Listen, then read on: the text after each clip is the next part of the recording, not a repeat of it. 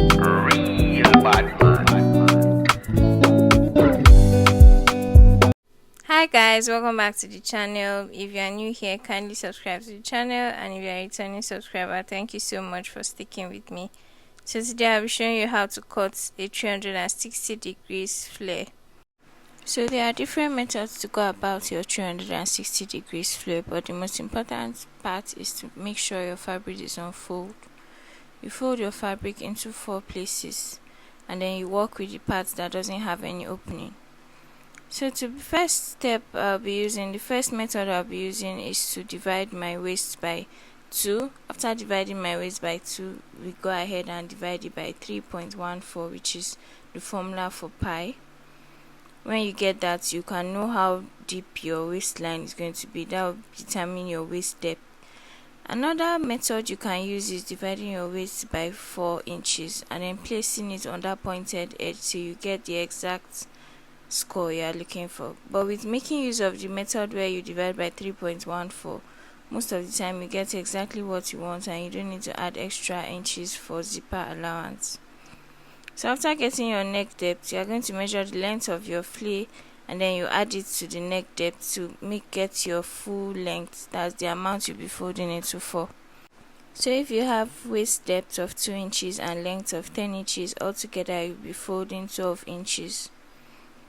So yes, let's get right into it. The first method is what we'll be using, and for this tutorial we're going to make use of a very small waist, which is 10 inches and then a length of 10 inches. So you want to go ahead and divide your 10 inches by 2 and then go ahead and divide it by 3.14. At the end of the day I got 1.58, so I approximated it to 2 inches. So you can see I'm just marking 2 inches all the way. After marking these 2 inches, you can go ahead and still use your tape to put place around it to be sure that you're going to get your exact waist length. But with this method you'll be just fine. So with this calculation method, after placing my tape on my waistline, I got 3.5 inches. So after getting 3.5 inches, go ahead and multiply it by 4 just to be sure. And when I did that, I had 14 inches, which means I had 2 extra inches to get my zipper allowance on both sides of the waistline, which was perfectly okay. So I went ahead to measure the length of my flare. This tutorial will be using 10 inches, so I went ahead to mark 10 inches for the length.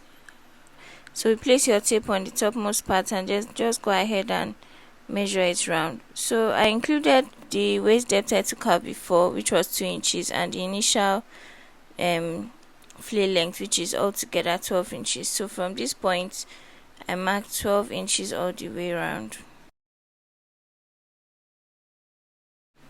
After marking 12 inches, I went ahead to use my free hand to connect these lines together. And yes, our flare is basically coming together. Thing I forgot to do was to include my 1 inch stitching allowance on the lower part of the flare. You can include that to your measurement before tracing the circle out, but I forgot to add mine, so I'm just going to go ahead and add 1 inch all the way around and cut it out.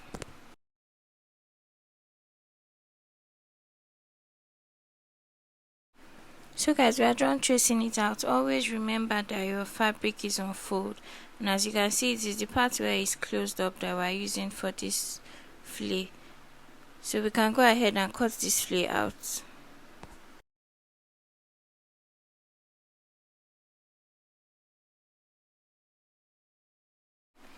This is what it should look like after cutting.